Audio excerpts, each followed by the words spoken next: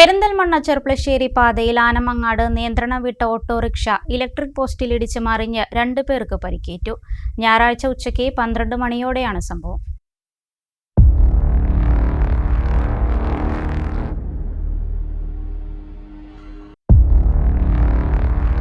നിയന്ത്രണം വിട്ട autorickshaw electric പോസ്റ്റിൽ ഇടിച്ചു മറിയുകയായിരുന്നു.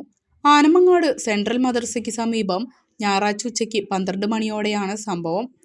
ചെർപ്പളശ്ശേരി മൽമലത്തൊടി ശിവശങ്കരന്റെ ഭാര്യ അമ്മിണി, പെരിന്തൽമണ്ണ സ്വദേശി കോലോത്ത് വീട്ടിൽ ജയരാജിന്റെ ഭാര്യ രമ്യ, ഇവരുടെ മക്കളായ 7 വയസ്സുള്ള ദിയ, 1.5 വയസ്സുള്ള വേദ എന്നിവർക്കാണ് പരിക്കേറ്റത്.